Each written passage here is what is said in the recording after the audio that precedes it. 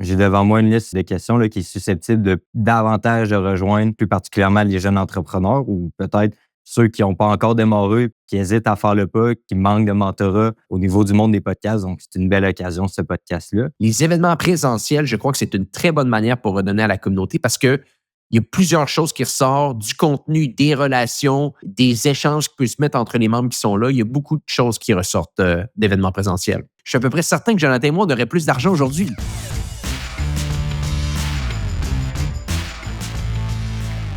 Donc, on est de retour sur le podcast Hyper Croissance en mode discussion d'affaires. Et aujourd'hui, on a un format un peu différent de l'habitude, donc un peu de contexte pour vous.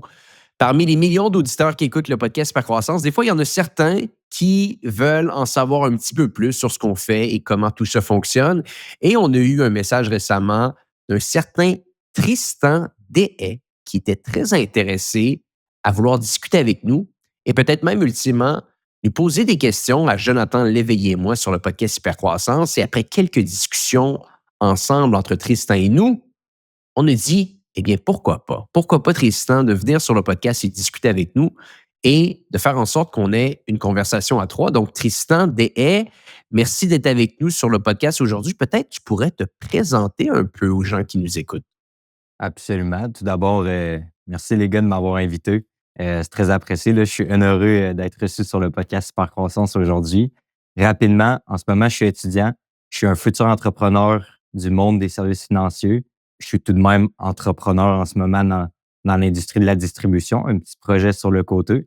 Puis, en effet, là, j'ai trouvé qu'il pourrait être intéressant pour un jeune entrepreneur de venir sur le podcast, vous poser des questions. Donc, j'ai évidemment cru que j'étais le profil pour faire ce podcast-là. C'est pour ça que je vous l'ai proposé. À côté de l'école, je m'implique dans toutes sortes de projets. Là. Notamment, je suis président du club investisseur du Cégep de Sainte-Foy où on fait de l'éducation financière et on gère le plus gros fonds d'investissement collégial au Québec.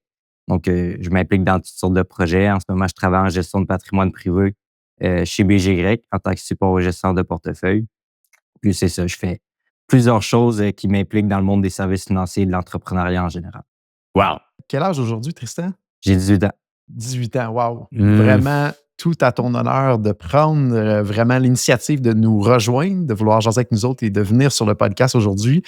Antoine, j'imagine, ça te rappelle quand tu as débuté aussi en affaires. Moi, c'est à 19 ans que j'ai parti la business. Fait que tout à ton honneur, Tristan, de prendre ce courage-là, de nous envoyer un message et d'être là avec nous aujourd'hui. Bravo. Merci beaucoup. Exact. Merci à vous de me faire confiance. C'est comme ça que ça se lance parce qu'effectivement, Jonathan et moi, on s'est lancé à peu près le même âge. J'avais 18 ans, toi, tu avais 19 ans, Jonathan. Donc, j'ai regardé des photos récemment, je me suis dit, wow, ça fait un bon bout de temps maintenant qu'on s'est lancé. Donc, Tristan, tu as fait un bon travail de préparation, tu as des questions un peu pour nous aujourd'hui. Je pense que si on va essayer de tourner la conversation autour de ça, peut-être tu veux commencer, peut-être que tu as des questions spécifiques pour Jonathan, peut-être que tu as des questions pour moi et peut-être juste avant de te donner la parole pour bien situer les gens qui nous écoutent aujourd'hui, c'est un peu comme ça qu'on va tourner le podcast. Aujourd'hui, on va donner le micro à Tristan qui va lui nous interviewer et on va essayer de répondre à ses questions et de rendre le tout le plus fonctionnel et accessible possible pour les gens qui nous écoutent. En effet, j'ai devant moi une liste de questions là, qui est susceptible de davantage de rejoindre plus particulièrement les jeunes entrepreneurs ou peut-être ceux qui n'ont pas encore démarré puis qui hésitent à faire le pas, qui manquent de mentorat au niveau du monde des podcasts. Donc, c'est une belle occasion, ce podcast-là. Puis, sans plus tarder, j'aimerais vous poser une première question sur les réseaux d'affaires. On sait que le réseau d'affaires, c'est quelque chose d'essentiel pour la majorité des entrepreneurs. Dans votre cas, après avoir interviewé des centaines de personnes et des cadres dirigeants, bien, votre réseau il est immense, forcément. Puis justement, c'est impressionnant le nombre de personnes que vous avez ramenées sur le podcast Super Croissance. Puis j'aimerais savoir, peut-être les deux, vous pouvez donner vos conseils, là, puis vous compléter. Quel conseil vous donneriez à un jeune comme moi, par exemple, qui souhaite bâtir son réseau d'affaires? Je débute en premier. De mon côté, rapidement, je pense qu'il y a eu une grande évolution par rapport à comment démarcher un réseau d'affaires ou d'être présent puis d'aller chercher des nouveaux contacts à travers tout ça. De mon côté à moi, ce qui m'a beaucoup aidé au début, c'était la présence physique, donc les groupements d'affaires, les BNI, les Corporate Connections de ce monde. On le voit aujourd'hui, il y a une meilleure manière peut-être de développer son réseau d'affaires ou il y a une nouvelle manière qui existe, qui est le format numérique. Fait que je pense que c'est d'avoir une réflexion entre est-ce que je devrais mettre mon temps dans le monde physique ou dans le monde numérique. et d'être intentionnel avec qui on voudrait être en lien au final. Donne un exemple, si vous lancez une entreprise, exemple en construction, il y a des réseaux d'affaires en physique qui sont très, très, très, très axés construction. Ou si vous décidez d'y aller en numérique, c'est peut-être de développer du contenu qui va parler à des gens dans le domaine, par exemple, de la construction ou, exemple, dans ton cas, du côté finance. Donc, je pense que le premier truc, moi, si j'avais à repartir de zéro et rebâtir un réseau de contacts, c'est le mot en premier, intentionnel. C'est quoi l'intention, à qui on veut parler, qu'est-ce qu'on veut démarcher comme réseau de contacts. Et après ça, trouver une balance, un équilibre entre une partie physique, mais de ne pas négliger le côté numérique aujourd'hui qui est offert, alors que quand moi j'ai démarré dans le milieu des années 2000, le numérique, c'était pas aussi évident qu'aujourd'hui. Puis quand je dis évident aujourd'hui, un bon exemple de réseau de contact qui est démarchable par du numérique, un podcast, d'inviter des gens sur un podcast. Antoine le fait de manière très incroyablement dans les dernières années. Il a élargi son réseau de contact d'une manière impressionnante en donnant un petit peu le micro à des gens et en les invitant sur un podcast. Donc, c'est vraiment de trouver une balance, je pense, entre le côté physique, numérique, d'être intentionnel, d'essayer de trouver c'est quoi sa niche, son persona, à qui on veut parler ou qui on veut démarcher, puis d'avoir un plan et non juste d'aller dans des événements pour aller dans des événements au final, qui, je pense, peut être une perte de temps au final. Et plutôt, Antoine, est-ce que tu en penses la même affaire? Est-ce que tu te serais pris différemment au début de ton parcours si ça serait à refaire aujourd'hui? Je vais prendre l'approche un peu différente de Jonathan. Je ne pense pas que tu as besoin de te bâtir un réseau d'affaires et je vais m'expliquer ici. Je crois qu'un réseau d'affaires, c'est peut-être quelque chose qui peut être utile, mais qui au départ est loin d'être nécessaire. Je pense que quand tu es entrepreneur au départ, ce que tu as besoin, c'est des clients. Et souvent, le problème qu'on peut avoir en tant qu'entrepreneur, c'est qu'on peut penser que d'aller à certains événements, au final, c'est travailler, ça peut nous amener de la business, ça peut nous amener à avoir davantage un réseau pour nous aider à passer à un autre niveau. Des fois, c'est vrai, mais ce qui est également vrai, c'est de mettre du temps sur démarcher, aller chercher des clients, améliorer son produit constamment. J'ai jamais été un grand fan d'aller dans des événements. Peut-être que j'aurais gagné à le faire, mais ça ne m'a pas empêché de pouvoir faire croître mes entreprises. Donc, c'est sûr et certain que si j'avais à recommencer aujourd'hui avec pas l'entreprise que j'ai, mais le savoir un petit peu que j'ai sur l'entrepreneuriat avec ces 13 ans que j'ai en affaires, mon temps au début ne serait pas du tout mis sur me bâtir un réseau. Mon temps serait mis sur me bâtir un réseau de clients. Et ce qui est assez impressionnant, c'est que quand ultimement tu as du succès avec ton entreprise, comme par magie, le réseau se crée. Donc, je pense que de bâtir une meilleure entreprise, d'aller chercher plus de clients, de croître continuellement année après année, organiquement, ultimement, ça va te créer un réseau. Après, je ne dis pas de ne pas le faire, mais je dis simplement que ça ne devrait pas être une priorité selon moi. La priorité, c'est d'aller chercher des clients et de construire son entreprise. Super. Donc, mettons-nous en perspective. J'ai écouté vos conseils, j'ai bâti un réseau d'affaires, j'ai bâti une clientèle solide. Mais maintenant, comment on peut apporter de la valeur à ce réseau-là d'affaires? Donc, ça s'applique peut-être moins au cas de la clientèle, même si par nos services, ça va l'être par défaut. Mais comment est-ce qu'on vient ajouter de la valeur puis qu'on entretient ces relations-là? Antoine, je te laisse débuter. Comment qu'on peut donner de la valeur à un réseau? Écoute, je vais parler par expérience et non par conseil. Je pense que c'est mieux. Prenons l'idée du réseau, on va le mettre entre guillemets, du podcast Hypercroissance. Donc, ce qu'on s'est aperçu à travers le temps, c'est que le podcast Hypercroissance avait atteint une certaine clientèle, a eu des écoutes, comme j'ai dit, on a des millions qui nous écoutent chaque semaine. Et à un moment donné, on voulait ultimement être capable d'aller rejoindre ces personnes-là en présentiel. Donc, à peu près un an de cela, je crois bien, c'était en mai 2024, un petit peu plus qu'un an maintenant, on avait fait un événement présentiel et on a été capable d'amener des gens, des présentateurs qui étaient sur scène, qui ont été assez exceptionnels, qui ont donné beaucoup de contenu et de qualité, je crois, aux gens qui étaient avec nous. Donc, l'événement, la soirée en soi a été fantastique. Mais je pense qu'au-delà du contenu qui a été mis sur scène, c'est surtout de dire, wow, on a amené 250 personnes ensemble qui, d'une certaine façon, avaient un point commun, c'est-à-dire qu'ils écoutaient un podcast et qui, à partir de là, ont été capables peut-être de ressortir de l'événement avec des nouvelles relations, des nouveaux clients, des potentiels nouveaux partenariats. Donc, je crois, et c'est un truc excessivement sous-estimé, mais que je vois tellement de valeur à ça, que des événements physiques, peu importe la forme qu'ils prennent, pour donner de la valeur à un réseau, pour donner de la valeur à une communauté, c'est sensationnel parce que on est tellement collé depuis environ 5 ans maintenant à des écrans d'ordinateur que si on est capable de transposer ces relations, de transposer ces conversations, de transposer ces échanges numériques en des échanges en présentiel, automatiquement, les gens qui vont être présents à cet événement-là vont savoir que ça provient de vous, ces belles rencontres qui ont lieu. Et ça, c'est redonner de la valeur. Et ça peut payer sur le long terme. Et c'est même d'ailleurs ce qu'on est en train de regarder avec certains partenaires pour faire un prochain événement en présentiel. Donc, avec ce que je vois aujourd'hui, avec l'expérience que j'ai, et c'est même quelque chose également que J7 veut faire en 2026, les événements en présentiel, je crois que c'est une très bonne manière pour redonner à la communauté parce qu'il y a plusieurs choses qui ressortent, du contenu, des relations, des échanges qui peuvent se mettre entre les membres qui sont là. Il y a beaucoup de choses qui ressortent d'événements présentiels. Super. Tu as fait une certaine différenciation entre le réseau d'affaires, les partenaires d'affaires, tout ce qui touche plus à la clientèle. Puis tu as parlé de collaboration professionnelle. Est-ce que vous avez des conseils, Antoine, par la suite, Jonathan, sur différents conseils pour collaborer avec des professionnels, comment on choisit nos partenaires d'affaires? Puis juste pour bien comprendre ta question, Tristan, dans le fond, c'est pour sélectionner les partenaires avec qui travailler pour avoir un effet de levier sur sa propre entreprise? Exactement. Je partirais carrément par les valeurs. Est-ce que ces partenaires-là partagent... Puis c'est pareil, je pense, pour les employés qu'on veut ou qu'on doit choisir à travers le temps. Est-ce qu'ils ont les mêmes valeurs et est-ce qu'on est aligné sur le fait comment on fonctionnera ensemble et qu'est-ce qu'on priorise dans notre relation au final? Moi, toutes les fois que ça a bien fonctionné avec des partenaires, c'est parce qu'ils partageaient les mêmes valeurs que moi j'ai à la base. Même chose avec le staff. Quand les valeurs sont là ou sont similaires, c'est facile d'aller vers un but commun ensemble, d'avoir du plaisir puis d'être performant. Fait que je partirais vraiment de quand on démarche ces gens-là, est-ce qu'on a un feeling qui partage les mêmes valeurs ou est-ce qu'on a des preuves qui partagent les mêmes valeurs pour être capable de collaborer avec eux puis d'avancer à ce moment-là?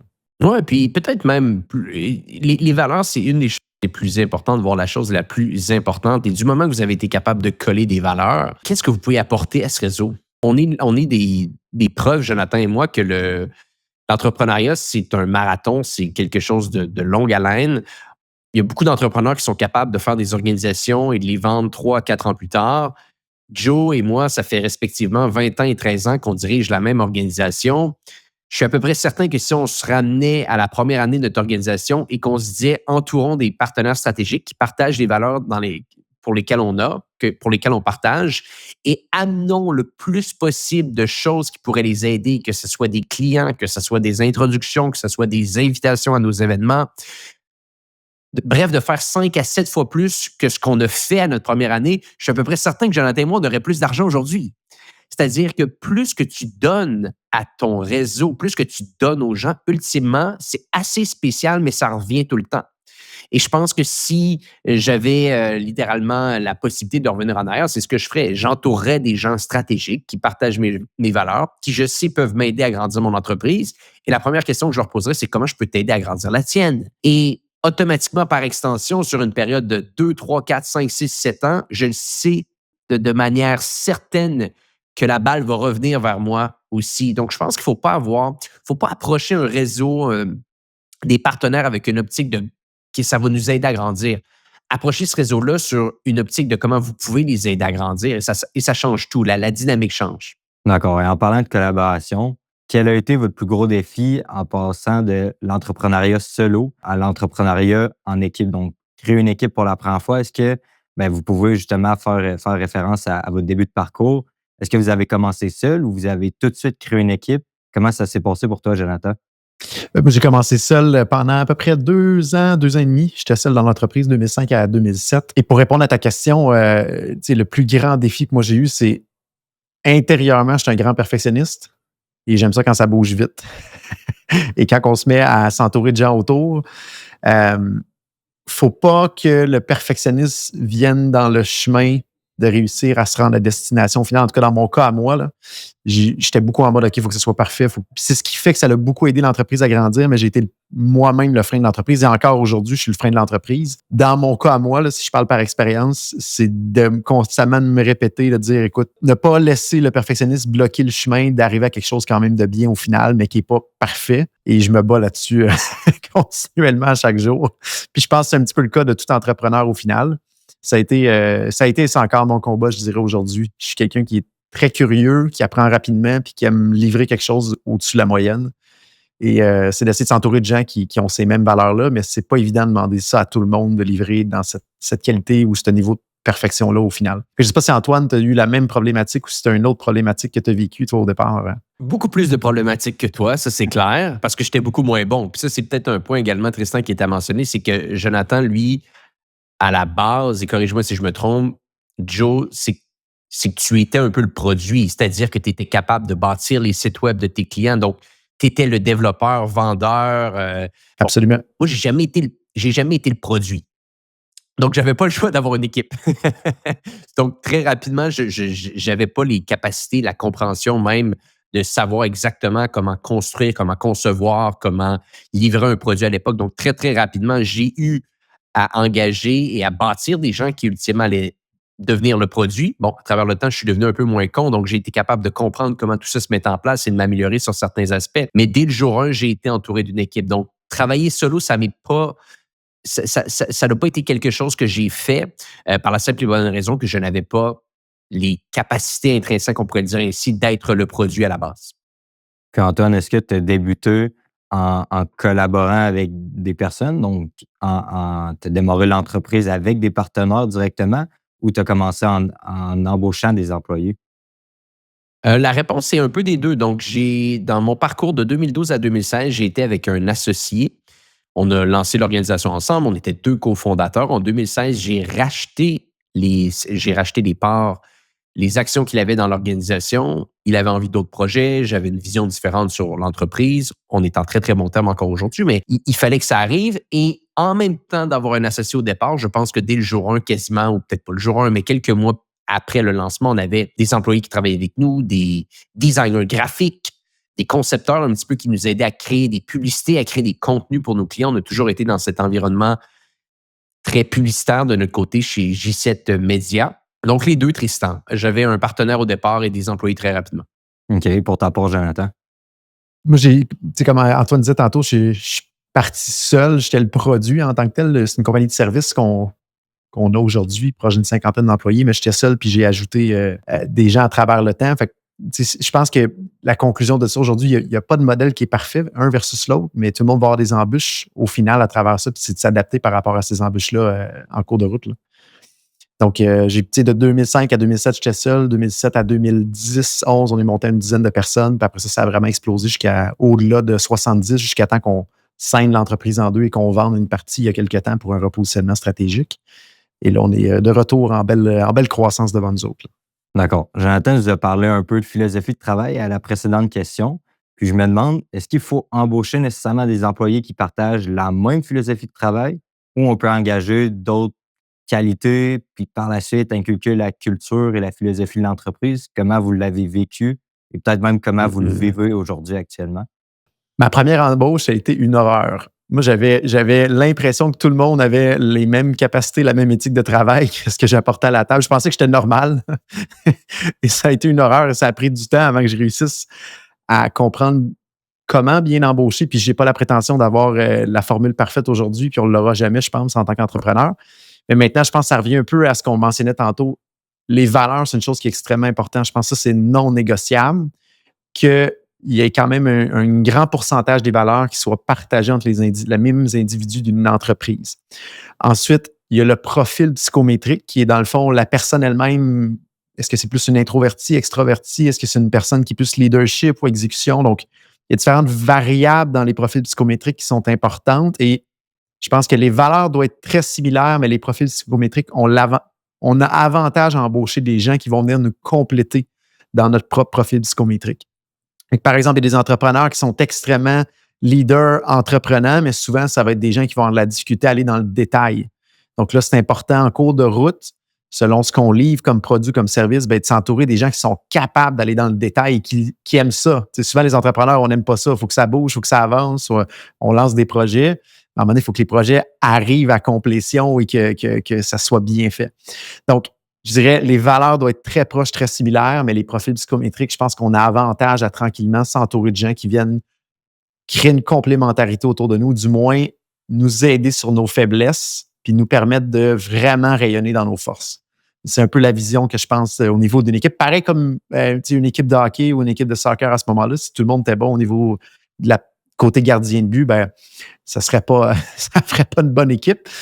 Mais en même temps, si tous les gens dans l'équipe, c'est des gens qui ont une très grande rigueur de travail et qui veulent tous gagner, qui sont prêts à faire des sacrifices pour gagner, qui est un peu plus les valeurs, ben là, il y a une bonne cohésion, puis à ce moment-là, il y a moyen d'aller gagner une coupe au final, là.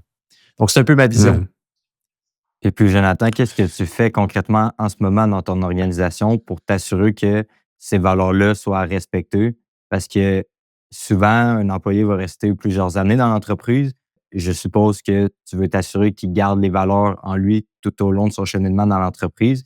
Qu'est-ce que tu fais pour inculquer ces valeurs-là ou t'assurer qu'elles sont vécues dans l'entreprise? Ben, je pense que ça passe d'abord et avant tout si cette personne-là arrive avec les valeurs. Donc, le processus d'embauche est extrêmement important. Donc, ce qu'on va venir faire, nous, c'est venir challenger. Il y a certaines questions dans nos entrevues qu'on va venir challenger pour valider si la personne vit bien ces valeurs-là, ou du moins elle a ça à l'intérieur d'elle-même. Et on a dans notre processus d'embauche un petit test qui est au niveau du profil psychométrique. Donc, autant les valeurs que le côté psychométrique, on vient le tester. Et là, ça nous donne une bonne chance d'avoir probablement la bonne personne sur le bon siège qui vit les valeurs de l'entreprise. Après ça, on essaye un maximum possible de promouvoir en continu nos valeurs pour les ramener sur la table puis donner des exemples de bons cas et de bons coups qui sont faits dans l'entreprise. Un exemple concret de ça, à chaque meeting d'équipe, on a ce qu'on appelle les Open Mind Heroes, donc les héros Open Mind. Et on fait varier la formule d'un trimestre à l'autre. Puis un exemple de formule dans un trimestre, c'est qu'on a des capes de super-héros. Et là, à chaque fois quelqu'un a une cape de super-héros, il doit dédier sa cape au prochain meeting d'équipe à une personne qui a bien vécu la valeur de cette cape-là. Donc, par exemple, on a une valeur qui est tricoté serré. Et la personne elle-même doit identifier à qui elle doit donner cette cape-là au prochain meeting d'équipe. Donc, tout le mois, il faut qu'elle réfléchisse à qui a fait un comportement qui est relié avec cette valeur-là de, par exemple, tricoter serré. Et elle doit le nommer devant tout le monde au prochain meeting d'équipe de « Je dédie la carte à Tristan » parce que Tristan, ben, il est toujours là dans les événements culturels, dans les 5 à 7, puis on a du fun avec lui. Fait que je lui remets la cape tricoter serré. Fait que ça, c'est un exemple d'essayer de ramener la valeur continuellement sur la table, de faire réfléchir les gens et non que ce soit juste quelque chose d'écrit sur un mur. Maintenant, je pense que les gens, quand ils ont un ensemble de valeurs qui les interpellent, c'est rare que les gens vont changer leurs valeurs à travers le temps. Fait que c'est plus à l'embauche, je dirais, puis après ça, de toujours ramener les valeurs pour les faire vivre à travers le temps. Et généralement, quand on va remercier des gens, c'est parce qu'ils n'auront pas nécessairement vécu une de ces valeurs-là, puis on va avoir été en accompagnement avec eux pour essayer de les faire bouger. Donc, il y a un mix de à l'entrée, pendant, puis à la sortie. On fait une petite pause sur le podcast en cours parce que je veux vous parler d'une entreprise que j'aime tant et cette entreprise se nomme Hello Darwin. Hello Darwin, d'ailleurs, si vous ne le savez pas, c'est une organisation qui vous aide à aller trouver les subventions dont vous avez le droit et Hello Darwin est également un partenaire du podcast Hypercroissance.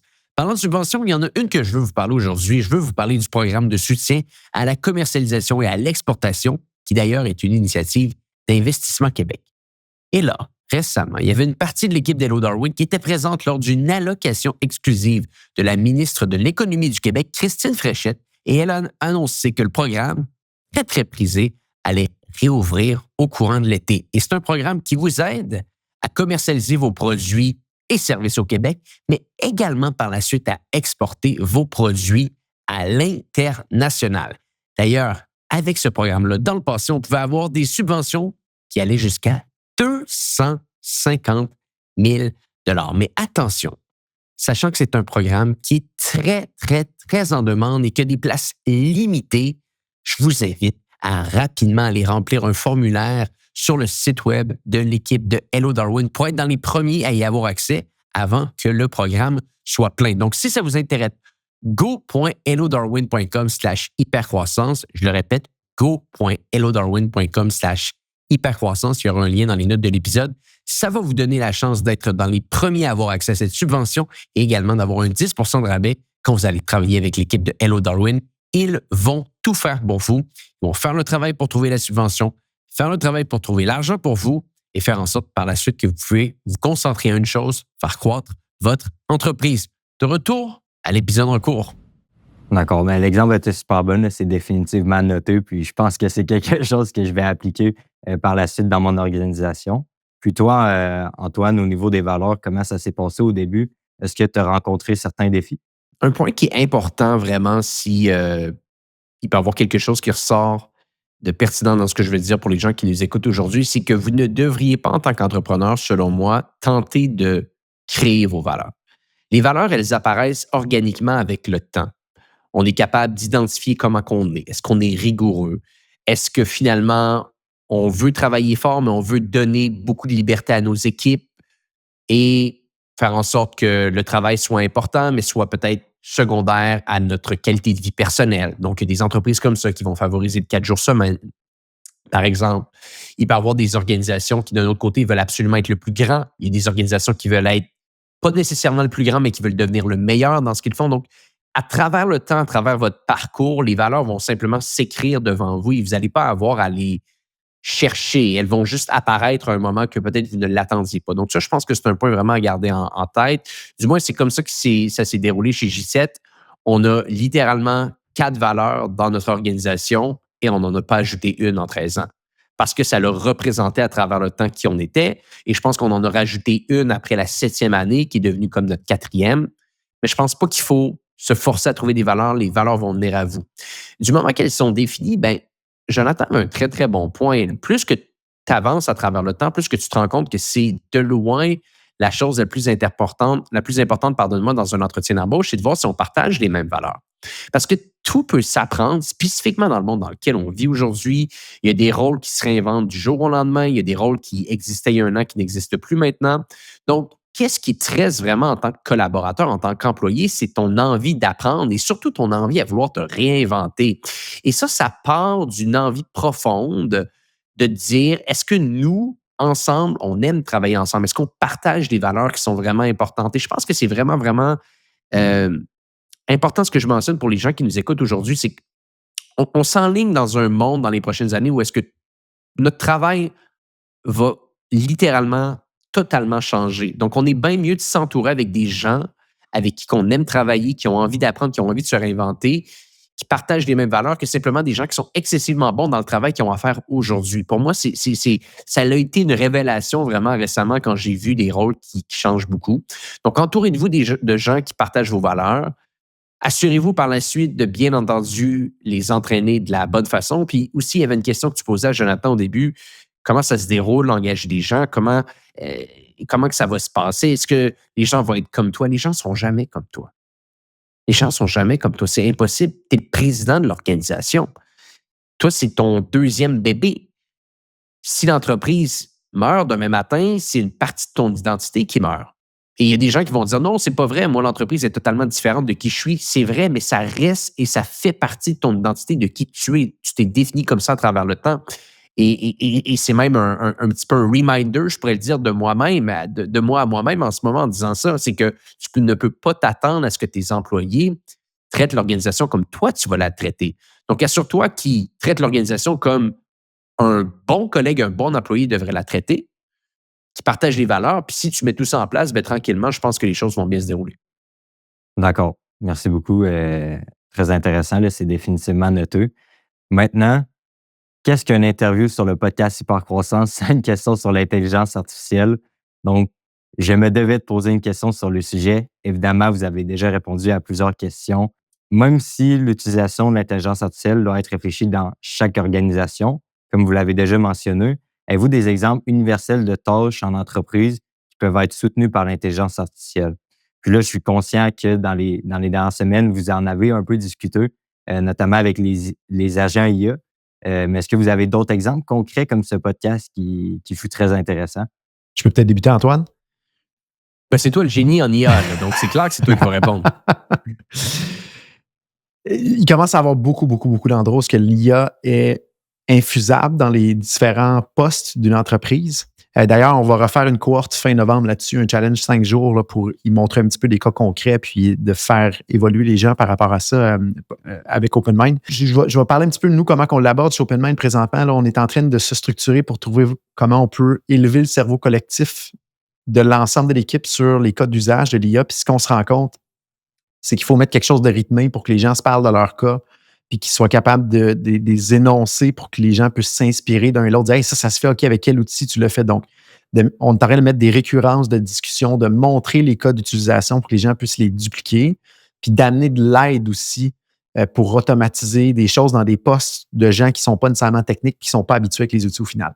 Maintenant, aujourd'hui, si quelqu'un n'utilise pas une ChatGPT ou un équivalent au moins 3 à 5 fois par jour dans son quotidien, je me poserai des questions sur potentiellement à quel point il va être capable de se leverager en avant nous, de s'élever devant nous, parce qu'il y a tellement de cas d'utilisation, puis c'est souvent le réflexe qui manque de l'utiliser. Et ça va de des petits cas à des grands cas. Vraiment, c'est très, très, très, très large dans quoi qu'on peut l'appliquer. Là. Fait que, je vais donner un exemple. Nous, notre personne aux finances à l'heure actuelle, il y a, par exemple, la semaine passée, Claude qui a lancé un module qui est intégrable maintenant dans Excel pour prendre contrôle d'Excel puis bâtir des choses dans Excel, bâtir des rapports puis jouer avec ça. Et là, on a une initiative qu'on appelle le Friday AI, donc le Friday AI, là, on le dit bizarrement. Là.